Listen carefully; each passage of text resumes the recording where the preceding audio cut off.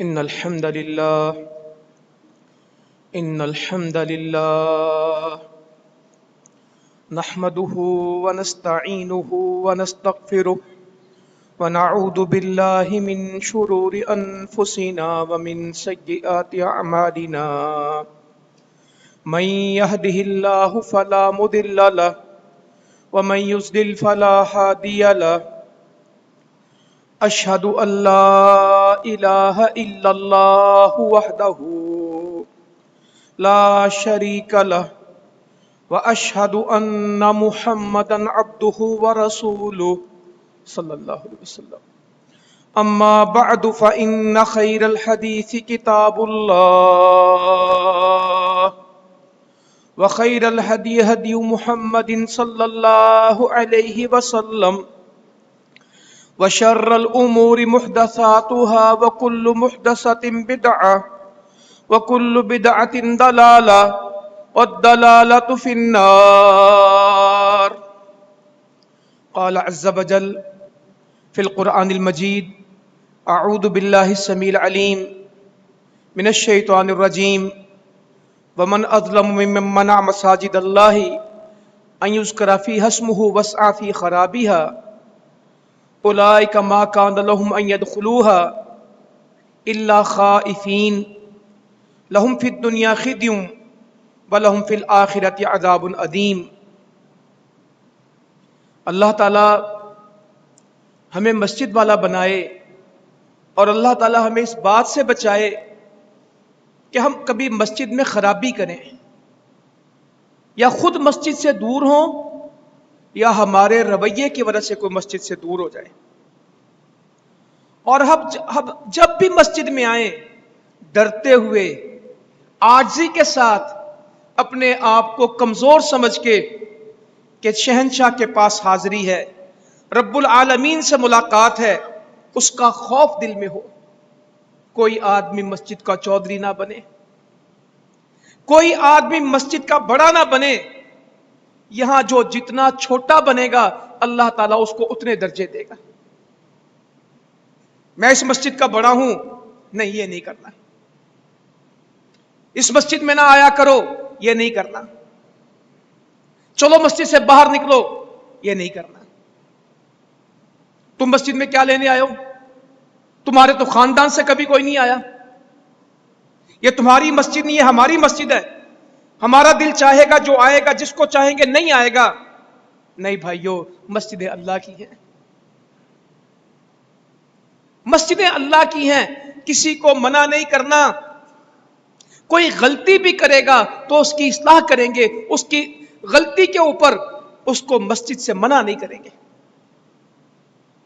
جی ہم نے ان کو مسجد میں آنے سے منع کر دیا، اب ہم نے الگ مسجد بنا لی ہے. اب یہاں کوئی آ کے دیکھے یہ ہماری مسجد ہے، یہاں ہماری اجارہ داری ہے. نہ میرے بزرگوں، بھائیوں، میری بہنوں، کوئی آدمی مسجد میں اجارہ داری نہ کرے.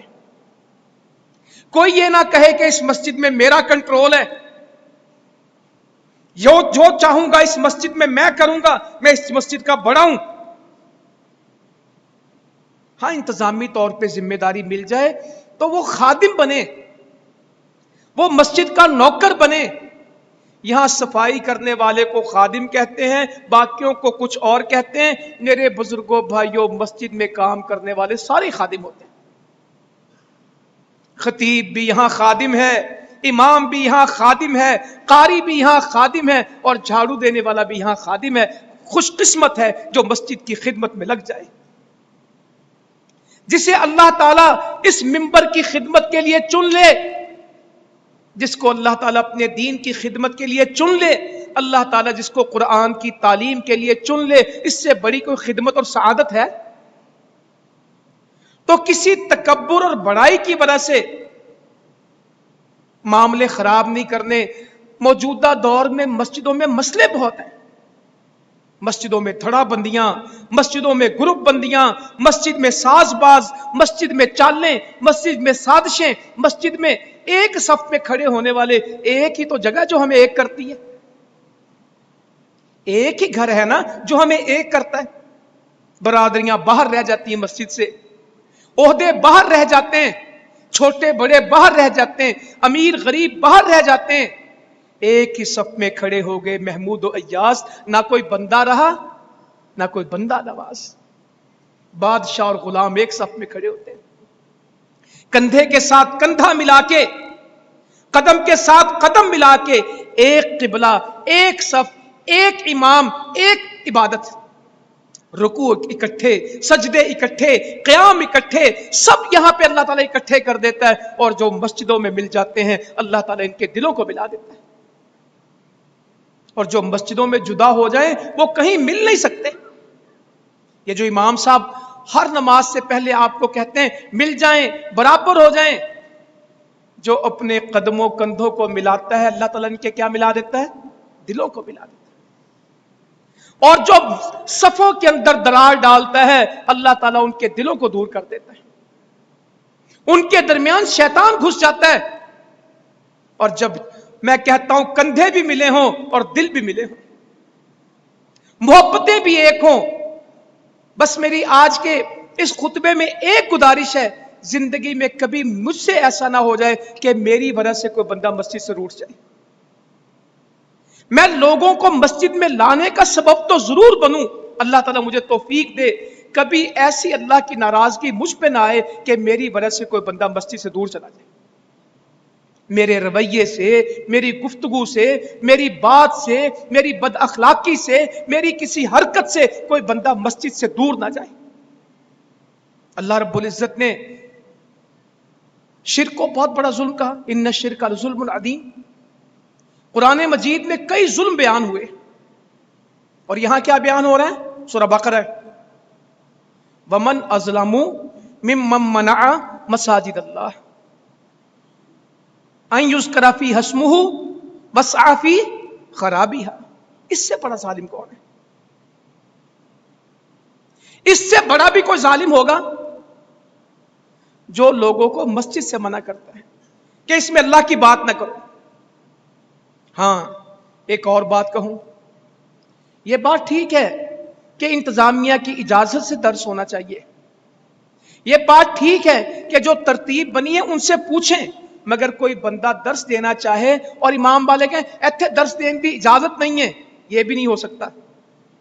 وہ پوچھے گا ضرور، اور جو پوچھے گا اور علم والا ہوگا اور پتہ ہوگا کہ یہ بات قرآن حدیث کی کرے گی، صرف اپنی اجارہ داری کے لیے اس کو اللہ کا ذکر کرنے سے منع نہیں، بھئی یہاں تو ہماری مطابق صرف درس ہو سکتا ہے، ہمارا بندہ اور کوئی نہیں کر سکتا، ان یذکر فیہا اسمہ، اس سے بڑا کون ظالم ہے جو مسجدوں سے منع کرتا ہے کہ اس میں اللہ کی بات کی جائے، اللہ کا ذکر کیا جائے، اللہ کا نام بلند کیا جائے۔ مسجد تو ہوتی صرف اللہ کے لیے، مسجد ہے بھی اللہ کی، اور اس میں بات بھی وَأَنَّ الْمَسَاجِدَ لِلَّهِ فَلَا تَدْعُوا مَعَ اللَّهِ أَحَدًا، یہاں ڈھاکے بنگالے کی نہیں ہونی، یہاں دائیں بائیں کی گفتگو نہیں ہونی، یہاں صرف اللہ کی باتیں ہوگی، اللہ کے دین کی باتیں ہوگی، اللہ کی محبت کی باتیں ہوگی، اس کے علاوہ نہیں۔ یہ بندہ کون ہے؟ ایک تو لوگوں کو منع کرتا ہے کہ وہ یہاں آ کے عبادت کریں، سجدہ کریں، نماز پڑھیں۔ کئیوں کو سنتا ہوں، اوہ اس کو اس مسجد میں نہیں آنے دینا، ہم نے اس کا مسجد میں داخلہ بند کر دیا، فخر سے بتاتے ہیں۔ اگر یہ کبھی زندگی میں ہو چکا ہے تو میں بھی اللہ سے معافی مانگوں اور ہم سب بھی اللہ سے معافی مانگیں، اس بندے کے پاس چلے جائیں کہ یار میری وجہ سے مسجد سے پیچھے نہ رہنا، میں تجھ سے اللہ کے واسطے معافی مانگتا ہوں۔ قرآن نے تو اس کو ظالم کہا ہے جو کسی کو مسجد سے روک دے، وَسْعَىٰ فِي خَرَابِهَا، اور اس کی کوشش ہوتی کہ مسجد آباد ہو۔ ہم نے پچھلے جمعوں میں بہت پڑھا انما یعمر مساجد اللہ، کچھ لوگ مسجد کے آباد کرنے والے ہیں اور کچھ لوگ مسجد میں خرابی کرنے والے ہیں۔ یہ میں نہیں کہہ رہا، اللہ کا قرآن ہے، وَسْعَىٰ فِي خَرَابِهَا، اس کی کوشش کیا ہے کہ مسجد میں کیا کرے؟ خرابی پیدا کرے۔ کوئی ایسا فتنہ، کوئی ایسی میٹنگ، کوئی ایسی سازش کرے گا کہ مسجد کے ماحول کو خراب کرے، وَسْعَىٰ فِي خَرَابِهَا، یہ ظالم آدمی ہے، لوگوں کو منع کرتا ہے کہ اللہ کی عبادت، اللہ کا ذکر مسجد میں ہو، اور وہ مسجد کی خرابی کی کوشش کرتا ہے۔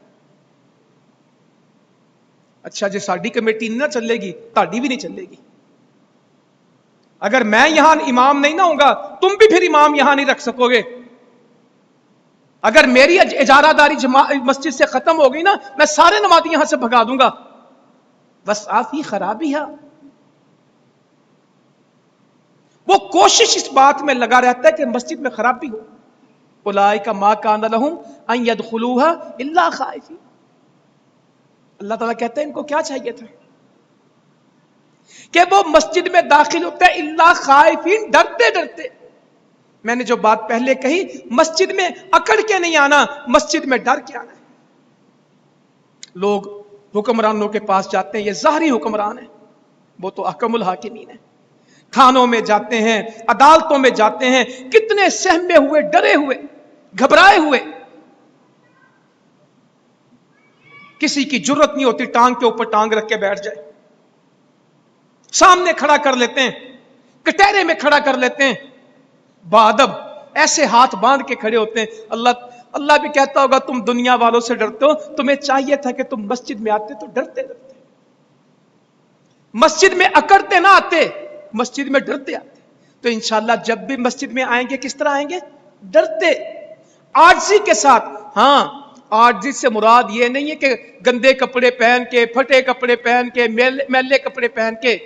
مسجد میں جب آنا ہے خذوا زینتکم عند کل مسجد، مسجد میں زینت اختیار کر کے آنا ہے. یہاں شادی کے لیے زینت کریں گے، دعوت کے لیے زینت کریں گے، دفتر کے لیے زینت کریں گے. اور جو رات کو پھسڈی کپڑے پہنے ہوں گے فجر میں، اگر کوئی اچھے کپڑے پہنے ہوں گے تو عشاء سے پہلے گھر پہنچیں گے، اچھے کپڑے اتاریں گے، پیڑے کپڑے پہن کے کہاں آئیں گے؟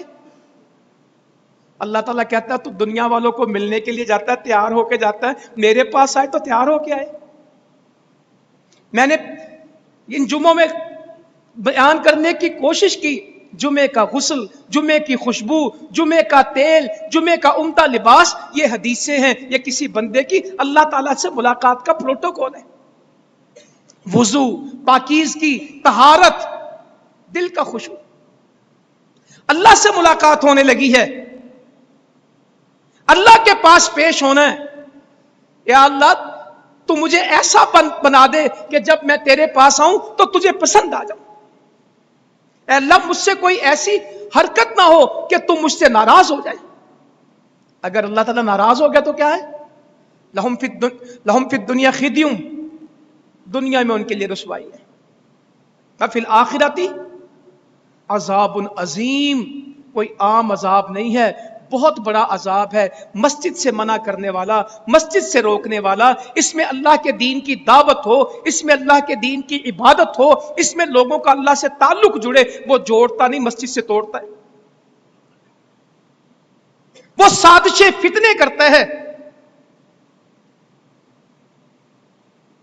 اس میں شان نزول میں تو بہت باتیں ہیں کہ صلح حدیبیہ کے موقع پہ مشرکین نے کہاں سے روکا؟ نبی مکرم صلی اللہ علیہ وسلم اور صحابہ اکرام رضی اللہ عنہم مجمعین، وہ تو جا رہے تھے عمرے کے لیے بیت اللہ، انہوں نے منع کر دیا. گھر اللہ کا تھا، بندے اللہ کے تھے، رسول اللہ کا محبوب تھا صلی اللہ علیہ وسلم، انہوں نے کہا نہیں آنا. کہا دنیا میں ان کے لیے رسوائی و ذلت ہے، ڈرتے ڈرتے آؤ مسجد میں، چھوٹے بن کے آؤ، عاجز بن کے آؤ، جھک کے آؤ. یہ جھکنے کی جگہ ہے، یہ اکڑنے کی جگہ نہیں ہے، یہ سجدے کی جگہ ہے. یہاں تو قیام بھی آنکھیں جھکا کے کرتے ہیں.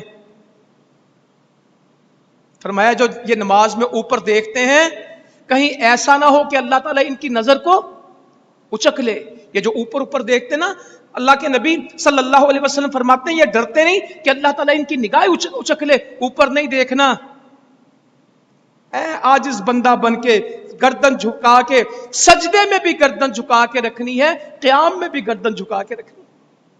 ایسے نہیں کھڑے ہونا، ایسے کھڑے ہونا، ہاتھ باندھ کے، جس طرح غلام نہیں کھڑے ہوتے، نوکر، بالکل ہی مسکین لوگ جس طرح کھڑے ہوتے ہیں، بے بس، کمزور، ڈرا ہوا، خائفین، خشیت والا، خوف والا.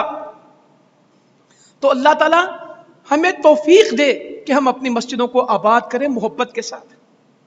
بچے آئیں، میں پڑھاؤں گا انشاءاللہ اس پہ جمعے، ان کے لیے غلطی کوئی کرے اس کے لیے گنجائش پیدا کریں. مسجد اصلاح کی جگہ ہے. یہاں صرف اصلاح والے لوگ نہیں آئیں گے، خراب لوگ بھی آئیں گے. ہسپتال میں صحت مند آتے ہیں، مریض آتے ہیں. ڈاکٹر کہے بھی تم بیمار یہاں کیوں آتے ہو؟ تمہاری بیماریاں ہمیں لگ جائیں گی، تم ہسپتال میں چیختے کیوں ہو؟ خون کیوں گرایا یہاں پہ؟ رات کو ہمیں جگاتے. بھائی لوگ آتے ہی اپنی تکلیف کی وجہ سے یہاں. کوئی ورکشاپ والا کہے ساری خراب گاڑیاں میرے پاس ہی آ جاتی. بھائی ورکشاپ میں خراب نہیں آنا ہے، ٹھیک تو سڑک پہ ہوگی، خراب آئے گی. مسجد میں بگڑے ہوئے لوگ ہی آتے ہیں تاکہ ان کی اصلاح ہو جائے. اگر سارے صحیح مسجد میں آنے لگ گئے تو خراب کس طرح ٹھیک ہوں گے؟ خراب کو بھی ٹھیک ہونے کے لیے کہاں آنا ہے؟ اور شروع میں وہ خرابیاں بھی کرے گا، آغاز میں وہ خرابیاں بھی کرے گا، مگر ہم نے برداشت کرنا ہے، ہم نے حوصلہ رکھنا ہے، ہم نے جلدی نہیں کرنی. سیدنا ابو ہریرہ کہتے ہیں رضی اللہ تعالیٰ عنہ، اعرابی آیا بدو، کمال کے لوگ تھے بدو، اللہ تعالیٰ ان پہ کروڑوں رحمتیں کرے. واللہ ان بدوؤں کو پڑھتے تھے اعرابی، مگر دین میں اتنے پختہ تھے اور دین کے اتنے کمال کے لوگ تھے، اور ان کے سوال ایسے تھے کہ آج کے بڑے بڑے اہل علم اس سوالوں کو سوچ نہیں سکتے جو بدو آگے سوال کرتے. سیدنا ابو ہریرہ کہتے ہیں رضی اللہ تعالیٰ عنہ، یہ بھی مسجد کے دیوانے تھے. بدو آیا اور مسجد میں پیشاب کرنے لگا. مسجد کے سین میں اس نے پیشاب شروع کر دیا، کھڑا کھڑا پیشاب کر رہا ہے. میری مسجد ہو تو کیا بنے؟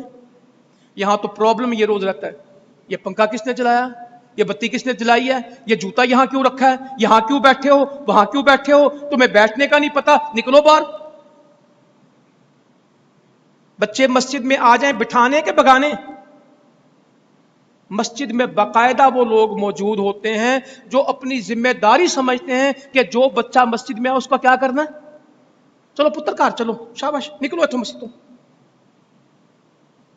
کوئی بندہ مسجد میں بیٹھا ذکر کرتا ہے، ایک بندہ آئے گا اے مسجد میں نے کل پرسوں پتہ نہیں پڑھا، ہاں یہ موٹر وے پہ باقاعدہ بڑا سا پینا فلیکس لگا ہوا ہے، اس مسجد میں سونا منع ہے. میرا دل چاہے میں اس کو کیا کہوں کہ یار مسجد ہی تو دین کی جگہ تھے، تم نے یہاں بھی بے دینی پھیلا دی. مسجد میں سونا کیوں منع ہے؟ یہ تو رہنے کی جگہ ہے، یہ مسلمانوں کا گھر ہے. مرضی کسی کی، اٹھو نکلو باہر. ہم نے مسجد کو تالا لگانا ہے، مسجد کو تالا لگانا بند کرنی، نکلو باہر. لکھا ہوتا ہے باقاعدہ نماز کے 20 منٹ کے بعد مسجد کو تالا لگا دیا جائے گا. تو ابھی 20 منٹ کے بعد جو ہے وہ کہاں جائے؟ میں نے سعودی عرب میں دیکھا وہ پوری مسجد بند بھی کریں تو ایک پورشن تقریباً مرلے 2 مرلے کا ایسا رکھتے ہیں جس میں وضو، واش روم اور نماز کی جگہ 24 گھنٹے کھلی رہتی. اگر پورا اس کا مسجد کا کمپاؤنڈ بند بھی ہو تو ایک پورشن انہوں نے الگ سے مسجد میں بنایا ہوتا ہے کہ 24/7 جب کوئی بندہ آئے اس کو کوئی پرابلم نہ ہو مسجد میں آنے کی. جو لوگ دین کو جانتے ہیں وہ جانتے ہیں. یہاں ابھی جمعے کے بعد گھنٹے بعد چلے جائیں لاہور کی مسجدوں کے وزٹ کریں، رات 12 بجے کوئی پردیسی کسی مسجد کو دیکھے تو 99% مسجدوں کو کیا ہوگا؟ تالے لگے ہوئے. یہاں بیٹھنا نہیں، یہاں سونا نہیں، یہاں رہنا نہیں، یہاں یہ حرکت نہیں کرنی، وہاں یہ حرکت نہیں کرنی. پتہ نہیں مرضی ان لوگوں کی. جو کبھی اپنے گھر میں اپنی اولاد کو منع نہیں کر سکتا، وہ سب سے بڑا ٹھیکیدار کہاں ہوتا ہے؟ جو اپنی دکان پہ اپنے ملازموں کو سمجھا نہیں سکتا، وہ ساری عقل کہاں تقسیم کر رہا ہوتا ہے؟ مسجد میں. تو یہ حدیث آپ کو سناؤں، حدیث کی کتابوں میں ملے گی آپ کو. سیدنا کہتے ہیں ابو ہریرہ رضی اللہ تعالیٰ عنہ، وہ مسجد میں کھڑا ہو کے پیشاب کرنے لگا تو لوگ دوڑے کہ اس کو منع کریں. فطری بات ہے کہ بندے دوڑے منع کریں. نبی صلی اللہ علیہ وسلم فرمانے لگے اب اس کو کرنے دو.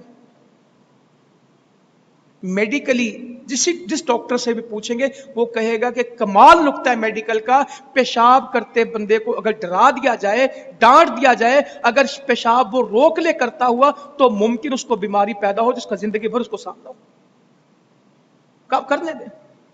جب وہ کر چکا، چاہیے تو یہ تھا نا کہ اس کو کہتے کہ صاف کر، اس کو کہا ہی نہیں. اس کو اپنے پاس بلایا، کہا یہ مسجد ہے، یہ اللہ کی عبادت کی جگہ ہے، یہ پاکیزگی کی جگہ ہے، یہاں یہ نہیں کرتے. اس کو بھی سمجھایا. اور دوسرے صحابی سے کہا کہ پانی کا ڈول لاؤ پورا بھرا، اور بعض روایت میں کہ کم بھرا، اور اس پہ بہا دو. اس کی ڈیوٹی نہیں لگائی کہ اپنے پیشاب کو بہا، کسی اور کو کہا پانی بہا اس پہ.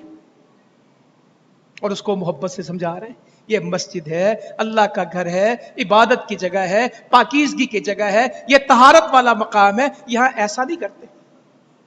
وہ پھر آگے بول پڑا، کہتا اللہم ارحمنی و محمدا ولا ترحم معنا احدا.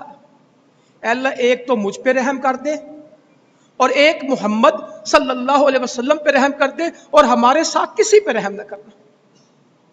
ظاہر ہے اللہ کے نبی صلی اللہ علیہ وسلم نے اس کی حمایت کی تھی. باقی لڑنے لگے تھے، بدو تھا، کہنے لگا ایک تو مجھ پہ رحم کرنا، ایک ان پہ رحم کرنا، اور ہمارے ساتھ کسی پہ رحم نہ کرنا. پھر اس کو سمجھانے لگے. وقت تھا لوگوں کو سمجھانے کے لیے. آج ہمارے پاس لوگوں کو ڈانٹنے کا وقت ہے، سمجھانے کا وقت، غصہ کرنے کا وقت ہے، اخلاق سے تربیت کرنے کا وقت. حالانکہ تربیت سے فائدہ ہوتا ہے، ڈانٹنے سے فائدہ نہیں ہوتا. تو اس کو بٹھا لیا اور اسے فرماتے ہیں تو اللہ کی وسیع رحمت کو کیوں محدود کرتا ہے؟ اللہ کی رحمت میں تو اتنی وسعت ہے، تو سب کے لیے دعا کر دے، تو صرف اپنے لیے اور میرے لیے کرتا ہے، تو ایک وسیع چیز کو محدود کیوں کر رہے ہیں؟ اور میری بھی آپ سے گزارش ہے، میں اپنے آپ کو بھی کہتا ہوں، دعائیں چھوٹی نہ کیا کریں، نیت اور دعا کا سائز چھوٹا نہ کیا کریں، بڑی بڑی دعائیں کیا کریں، سب کے لیے دعا کیا کریں، میں بھی اور آپ میں. اور جب ہم دوسروں کے لیے دعا کریں گے، فرشتے ہمارے لیے کریں گے. بندے کے لیے سب سے پہلے دعا وہ قبول ہوتی جو وہ کسی کے لیے کرے، اپنے بھائی کے لیے کرے. اے اللہ مجھے معاف کر دے، یہ بھی دعا ہے. اے اللہ ہمیں معاف کر دے، یہ بھی دعا ہے. اے اللہ مجھے نمازی بنا دے، یہ بھی دعا ہے. اے اللہ سارے مسلمانوں کو نماز کی توفیق دے، یہ بھی دعا ہے. تو اللہ کی رحمت تو بہت بڑی ہے. اس نے کہا اللہم ارحمنی و محمدا ولا ترحم معنا احدا. کہا نہیں ایسے نہ کر، اللہ کی رحمت تو بہت بڑی ہے، تو اس کو چھوٹا کر رہے. لوگوں کو سمجھاتے تھے، مگر میرے بھائیوں، میرے بزرگوں، میری بہنوں، ان کو نماز کی قدر بہت تھی. وہ اس کی قیمت جانتے تھے. مسجد کی بھی قدر اس کو ہوگی جس کو نماز کی قدر ہوگی. نماز کا بے قدرہ بندہ کبھی مسجد کی قدر نہیں کر سکتا، کبھی، کیونکہ مسجد بعد میں ہے، نماز پہلے ہے. مسجد بذات خود کچھ نہیں ہے، مسجد تو بنائی عبادت کے لیے جاتی ہے، یہ اللہ کی ذکر کے لیے ہے، یہ بلڈنگ کے لیے نہیں ہے، یہ اینٹ پتھر کا نام نہیں ہے، اللہ کی بندگی کا نام ہے. عقبہ بن عامر کہتے ہیں رضی اللہ تعالیٰ عنہ، ہم اونٹ چرایا کرتے تھے. کیا لوگ تھے! کہتے باری باری اونٹوں پہ اللہ کے نبی صلی اللہ علیہ وسلم نے ہم نے مقرر کیا تھا، آج یہ بندہ اونٹ چرانے جائے گا، بڑا مشکل کام ہے اونٹ چرانا. صحراؤں میں، ریگستانوں میں اونٹ چراتے تھے. کہتے میں شام کو پلٹا تو نبی صلی اللہ علیہ وسلم خطبہ دے رہے تھے، مسلمانوں کو بیان فرما رہے تھے، اور آپ نے فرمایا جس نے وضو کیا اور اچھی طرح وضو کیا.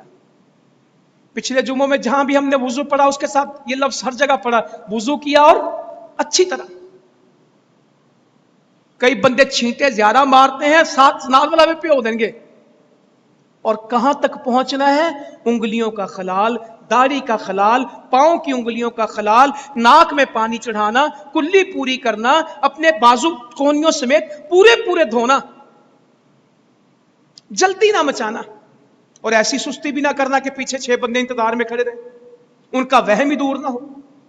1 دفعہ دھوئیں تب بھی ٹھیک ہے، 3 دفعہ دھوئیں تب بھی ٹھیک ہے، مگر وضو کامل ہو اور اچھی طرح ہو. آپ جمعے کے لیے پڑھیں گے، نمازوں کے لیے پڑھیں گے، جہاں وضو آئے گا وضو میں سستی نہیں کرنی. وضو جب کرنا ہے، طہارت جب کرنی ہے، پورے اہتمام کے ساتھ کرنی. اور پھر اس نے 2 رکعت پڑھی، فرض نہیں ہو رہے، نفل. پھر اس نے 2 رکعت پڑھی.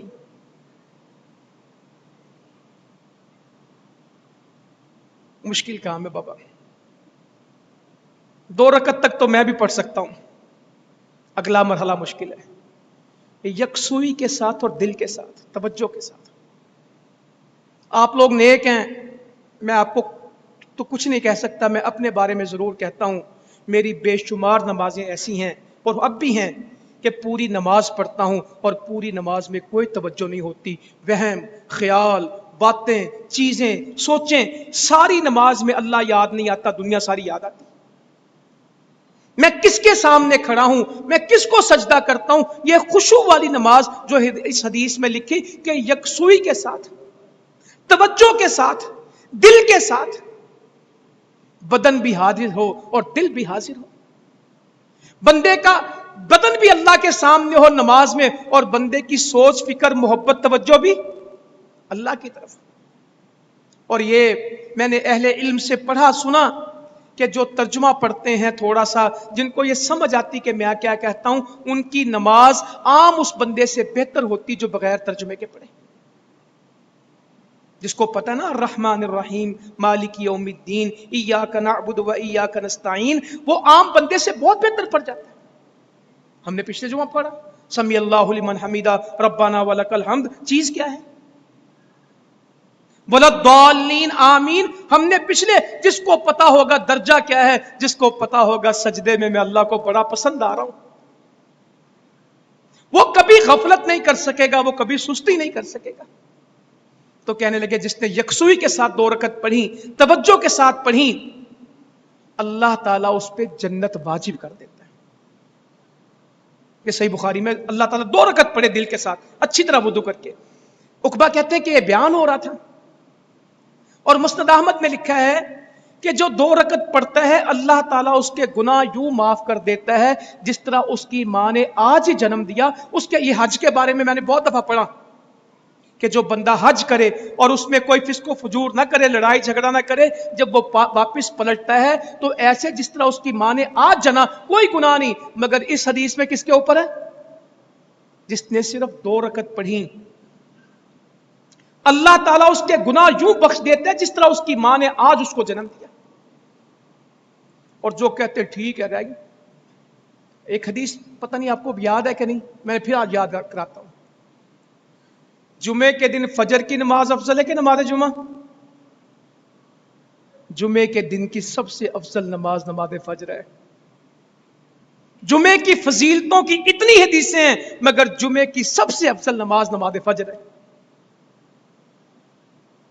जुमे में पहुंचेंगे, फजर में नहीं पहुंचते। जुमे में पहुंचने वाले भी जितने के, वो मुझे भी पता है, आपको भी पता है। अभी बहुत मेहनत की जरूरत है, अभी बड़ी इस्लाह की जरूरत है, अल्लाह ताला हमें ठीक कर दे। तो उकबा कहने लगे मेरा दिल चाहा कि मैं अभी अपने ऊंट को बिठाऊं और 2 रकत पढ़ूं।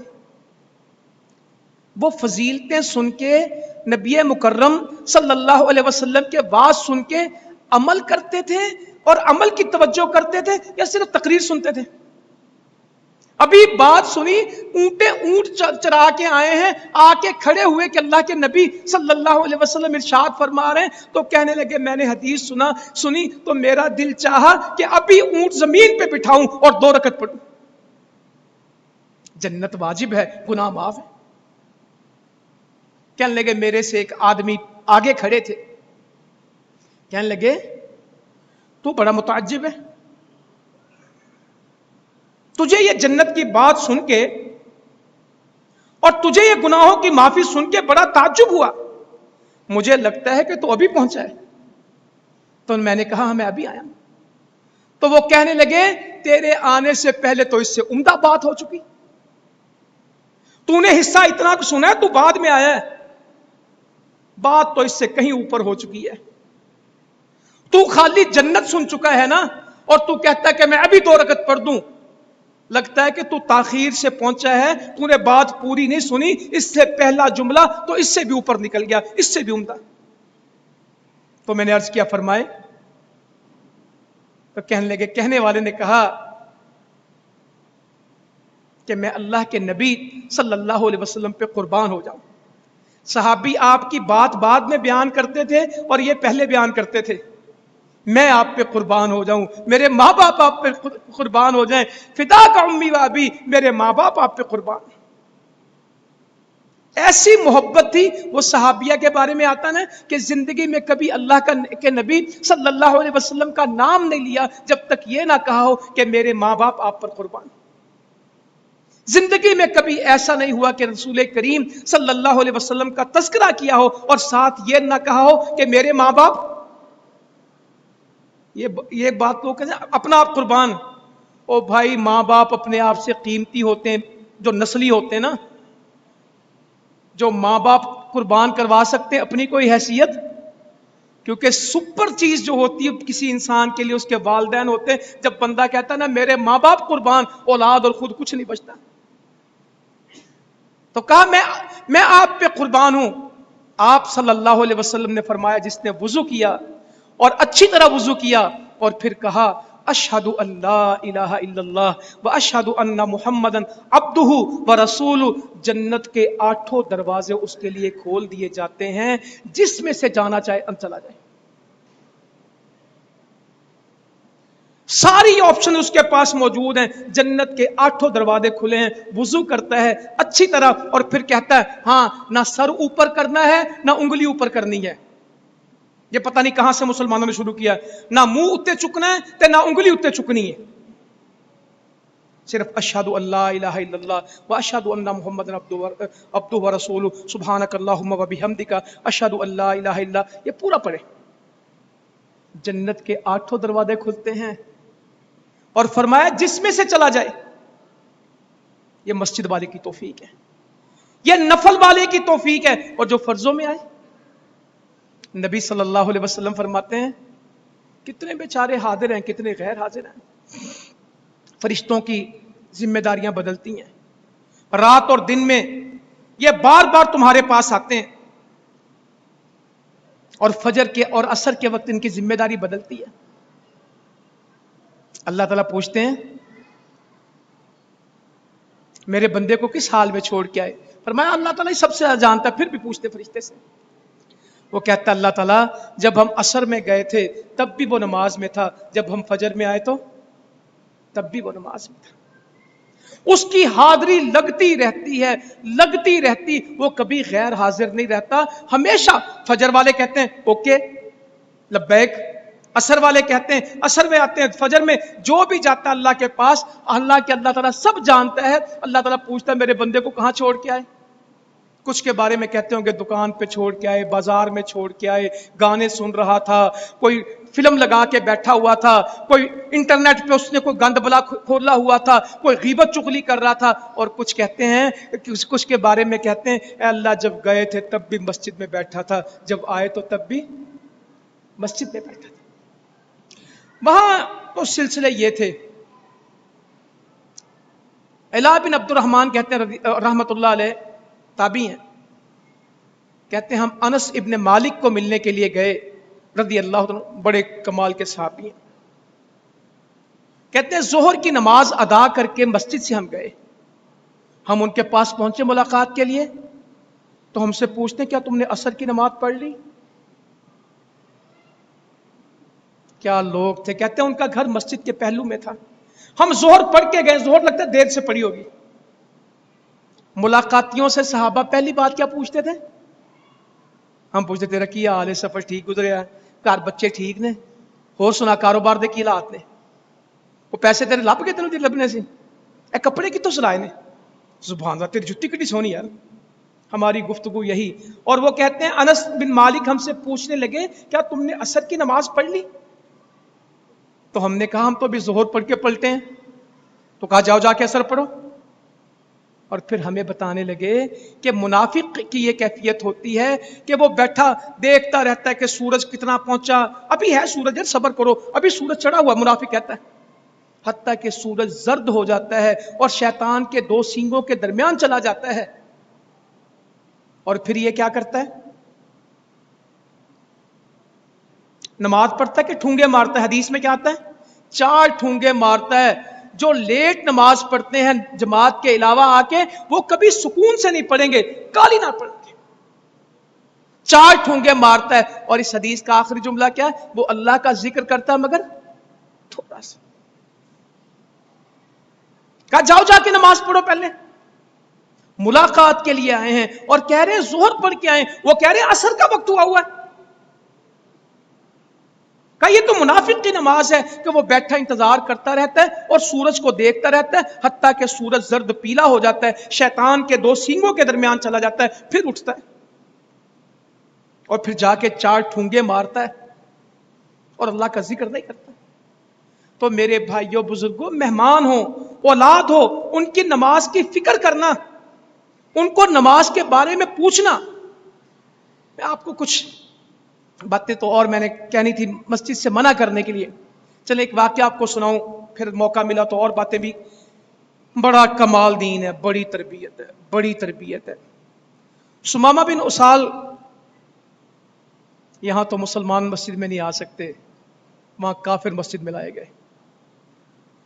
یہاں تو یہ مسجد اس مسلک کی ہے، یہ مسجد اس فرقے کی ہے، یہ ہماری مسجد ہے، وہ تمہاری مسجد ہے، یہ اس کی مسجد ہے، یہ اس کی مسجد ہے. وہاں اس نے نہیں جانا، اس نے وہاں نہیں جانا. ہمارے تو بڑے مسئلے ہیں بابا. تو نبی کریم صلی اللہ علیہ وسلم نے نجد کی طرف گھوڑ سوار بھیجے.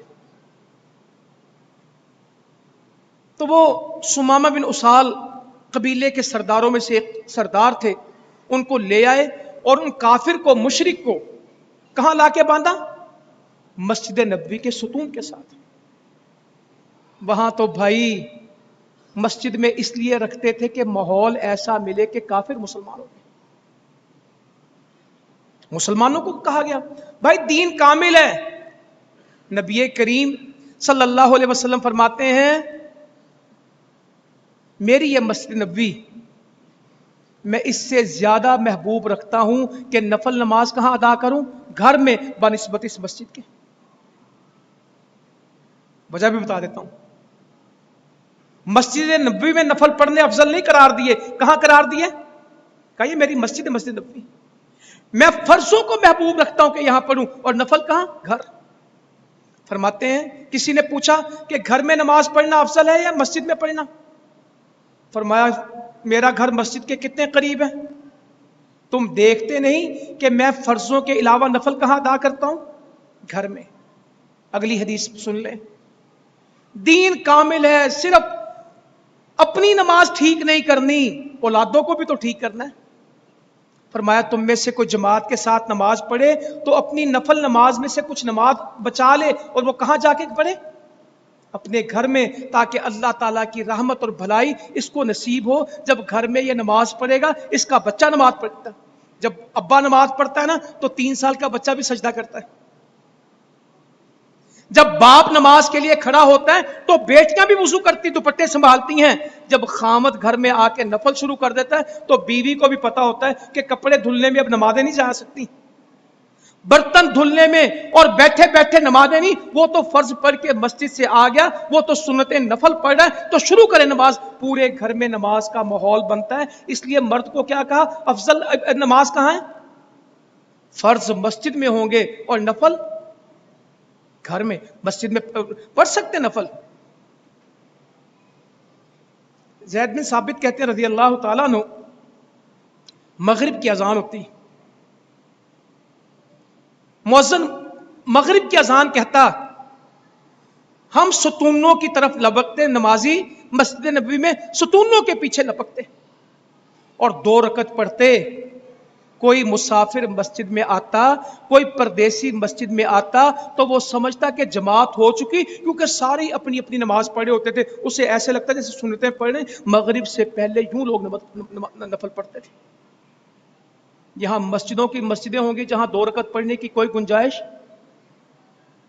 کو پڑھنے نہیں دیتے. اذان ختم نہیں ہوتی، ابھی دعا نہیں اذان کی پڑھتے تو وہ مغرب کی اقامت. صحابی کہتے ہیں یوں مؤذن کی اذان ختم ہوتی، ہم ستونوں کے قریب ہوتے اور لوگ 2 رکعت پڑھنا شروع کرتے. مسلمان کوئی اجنبی مسجد میں آتا تو وہ سمجھتا تھا کہ جماعت تو ہو چکی، یہ بقیہ نماز پڑھے. مسجدیں آباد تھیں. مسجد میں آ کے نماز علامات قیامت میں صحابی بیان کرتے ہیں نبی صلی اللہ علیہ وسلم فرماتے ہیں بندہ مسجد سے گزرے گا مگر 2 رکعت نہیں پڑھے گا. مسجد میں آیا، کام کیا، ملا جلا، نکل گیا، 2 رکعت نہیں پڑھے گا. تحیت المسجد نہیں پڑھے گا. وہ مسجدوں میں آئیں گے، ہمارے بازاروں کی مسجدیں، برتن دھونے آتے ہیں، پیشاب کرنے آتے ہیں، پانی پینے آتے ہیں، منہ دھونے آتے ہیں، کوئی کولر بھرنے مسجد میں آتے ہیں، ٹھنڈا پانی مسجد میں پینے کے لیے آتے ہیں، 100 کام مسجد میں آتے ہیں، مگر 2 رکعت. یہ قیامت کی علامتوں میں ہے کہ بندہ مسجد میں آئے گا مگر 2 رکعت. یہ بازاروں میں سمجھائیں. جا پتر کولر مسجد پڑھ لیا کوئی حرج نہیں ہے، جا پانڈے مسجد تو ہو لیا کوئی حرج نہیں ہے. پیشاب مسجد کر رہا، اور مسجد میں پیشاب اس لیے کرنا ہے کہ نماز پڑھنی ہے. دیہاتوں کی مسجدوں میں ہم بچپن میں دیکھتے تھے پیشاب کرنے سارا گاؤں مسجد میں آتا تھا، اتوں ہی نہا دھو کے وضو کر کے، وضو کیا منہ تے چھٹے چھٹے مار کے پیلیاں اندر نماز پڑھنے کے لیے کوئی بھی نہیں. یہ علامات قیامت ہے. بندہ مسجد میں آئے گا اور 2 رکعت نہیں پڑھے گا. مسلمان کو کہا جب تم مسجد میں آئے 2 رکعت پڑھے بغیر بیٹھنا نہیں. میں نے آپ کو سنایا کہ بندہ خطبے کے دوران آیا ہے، اس کو اٹھایا، اٹھ خطبہ بعد میں سننا، پہلے 2 رکعت پڑھ. مسجد کا حق ہے کہ اس میں نماز پڑھی جائے. مسجد کا حق ہے کہ اس میں نماز پڑھی جائے. وہاں تو مسجدیں پر رونق تھیں، ہر وقت مسجدیں آباد تھیں. وہاں تو اتنا کہنا پڑا تھا کہ جب تم میں سے کوئی مسجد کے لیے آئے اور اس سے تاخیر ہو جائے تو وہ وقار سے آئے، سکون سے آئے، جلدی نہ مچائے. جتنی نماز مل جائے پڑھ لے، جو رہ جائے بعد میں پڑھے، دوڑ کے نہ آنا.